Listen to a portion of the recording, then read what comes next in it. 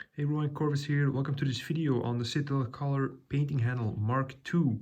So in this video I'll be covering the pros and the cons of the new painting handle, tell you if it's an improvement or not, and tell you some of my experiences with this new Citadel product.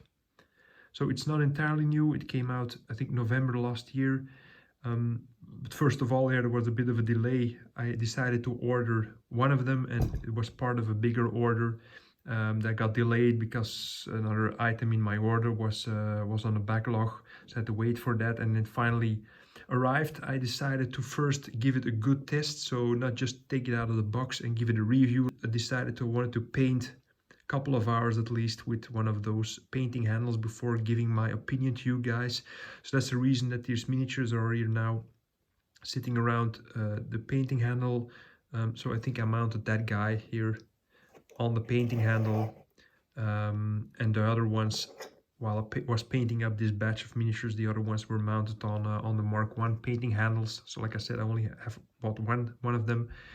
So yeah, got a few hours of painting with the new painting handle. So now quite some background and experience with this tool to give you an informed review of this.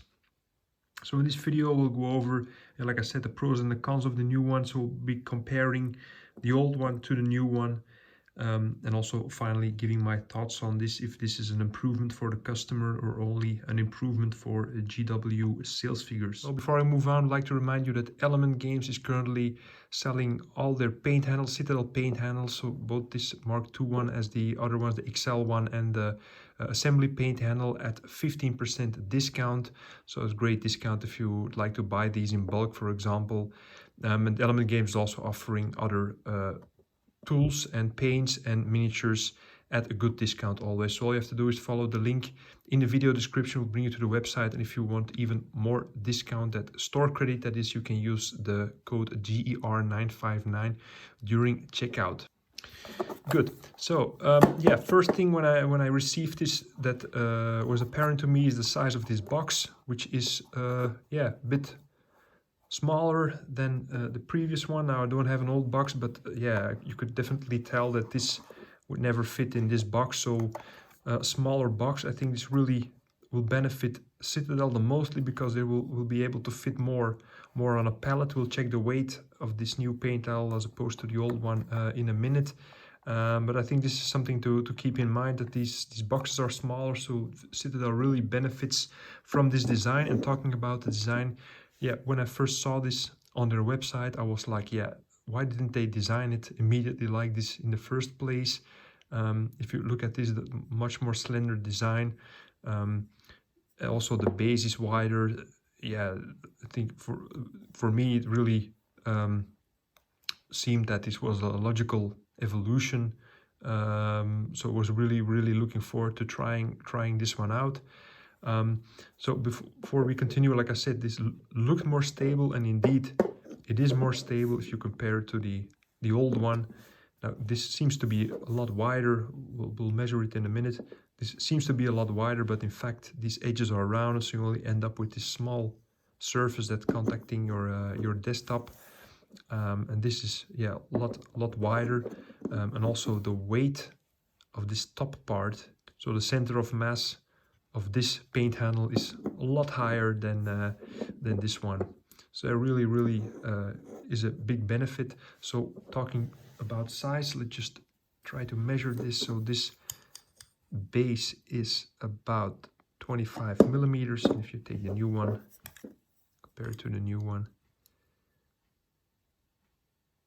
it is 35. So that's 10 millimeters of extra space, extra size you get at the bottom.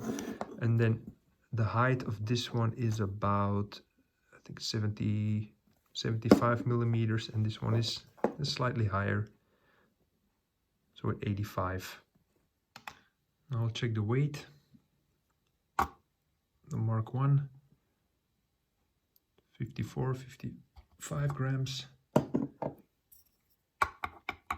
and the Mark II is a lot lighter, 31 grams, so almost 25 grams of difference here.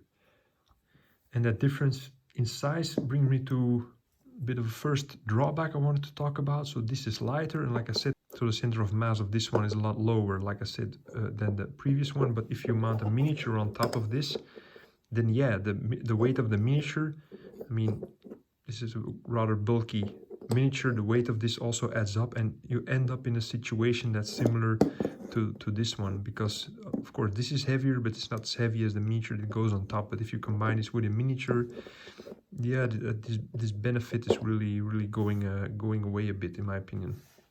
And this extra weight from the old one, yeah, of course it comes from this top structure, which is a lot bigger, a lot wider, a lot sturdier. And also, this is fixed with a screw. If you see this, just with a regular small screw, this is fixed. If you check this one, there's no screw here, but you can screw this off, and this has this screw hole here, and this screw, which is actually the same as a standard fitting for a tripod. So if you want, you can put your miniature on a tripod, or your camera holder on this one if you would like, but probably no one is doing that. And also here you can see the internals, which of course you cannot see. Let me check if you can see the internals here, but yeah, there's only one of these metal bars here in the new one, and the old one has two of them. So this really adds up to this extra weight on top. When it comes down to the pulling force, this one is of course double the springs, and then the other one, it's about the same. I don't have the tools here to measure that. This is a bit lighter, but it's never really a problem when you fit a miniature here in between. But what I do like about the fact that this is wider is that you have these holes here, or these small handles here, which really allows you to take it like this and pull it apart, which comes in really handy to mount on a miniature. This has this bit of this shape here where you can place your finger, but yeah, the plastic is quite slippery, so you really have to place your fingers here, but then you have some trouble getting a miniature on there. Let me demonstrate by this. This is it's a 40mm base, right? It is. So as we can see on the packaging here, 40mm is the maximum we can fit on there. And yeah, like I said, I used this one a couple of hours, mounted a couple of times a miniature on there, so I've been using these a lot. I have a batch of 12 of them in total, so I'm really getting used to mounting miniatures on there. So what I usually do is I put one on the side here, and then open it with my fingers and just let it slide in there, and boom, it's on there. I'm really used to doing that. Only problem is taking these off. What I usually do is just take some kind of foam or something, and I just pull it open and let it fall down like this. So yeah, pretty easy process with the Mark 1, but then with the Mark 2, yeah, it's a bit more of a difficulty in my opinion. So like I said, when your miniature is on there, let me just get the foam here. If the miniature is on there, you cannot really do this because your fingers are in the way. It's difficult to get a grab of this and then guide the miniature in there. So trying to do it the same like I did with the Mark II, it's a bit more difficult. But yeah, in my opinion, this is really a lot easier. And sometimes the first time I was doing this, yeah, I really had the miniature drop on the table a couple of times and stuff like that. So let me just give it one more try.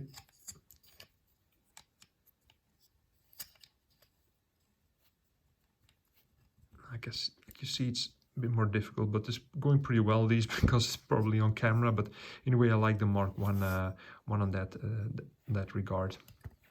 Good, so far some pros and cons, but I think they even out pretty well. The center of mass, yeah, it's evened out. Some of them will not have any problems with this method of attaching the miniature. Others will also like these small notches here on the side like I do, but I think not really great differences. And also while I was painting with this, the first hour, didn't really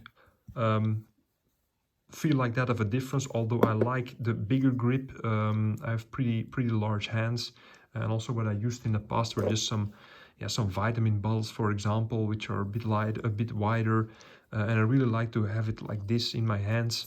And with this one, it's a bit of a, yeah, this is smaller, and I prefer this one, but it's not really a problem while you're painting. You can hold like this, for example. Not really that big of a deal, but what I think is really a drawback on this one, which I noticed quite quickly when I was painting, is that this does not have any texture on it. So this is, you can see on camera it shows a bit gritty, but it's really slippery kind of plastic, very smooth plastic. There's some texture on there, but it does not really help with the grip. This one is made out of similar plastic, but as you can see, these are these flat areas here on the side. This is not a perfect round surface, and this really helps with the grip. So it was quite quickly that I was painting that it, maybe my hands got a bit sweaty or something, that while I was painting it slipped out of my grip just a bit, but I never had it with those ones. And in the next couple of hours while I was working on the miniature, I had it happen again. So for me it's really a drawback. Again, this is not, I would always advise using a paint handle like this over not using a paint handle, or even do-it-yourself paint handle, like I said, with the pill bottles or the vitamin bottles that I used. So I took a bottle and then put some poster putty on there, and then you always have the process of removing the poster putty from the inside of the base again. That's not the case with these paint handles, so it's a really great product. But if you are still able to find these, yeah, my personal preference goes to these simply because of the ease of use, although that's also probably getting used to, but just the texture or the surface of the handle itself and the fact that it's wider, I prefer these. So I'm very happy that I have a batch of 12 of these. I can use quite a lot, and I use them always when I'm painting. I have one of this one now, so really at some point I'm starting batches larger than 12, because 12 is I chose 12 because back then I was painting a lot of Lord of the Rings, and there are always batches of 12 usually. So if at any point in the future I'll need more paint handles to paint bigger batches, I'll be happy to buy these. But if I would have the choice, I would prefer the Mark 1. So to conclude this video, I would like to go back to this box, which I said is smaller, so they're fitting more of these boxes on a pallet. And also we saw the weight difference of 25 grams. Shipping these is also cheaper for GW, so I think it's for them it's a good product. But for the end user, I'm not really sure. I like this one personally, from personal preference. So I would like to hear what you think of these, if you made a comparison, or if you've only been using this one, what your opinion is on these painting handles. So that's all for this video. I hope you liked it. Please remember there are links in the video description where you can buy painting handles like this, or any other Citadel or GW product and paints with a great discount, and to use the discount code GR959 during checkout for double the store credit. That's all for this video. Thanks. Bye.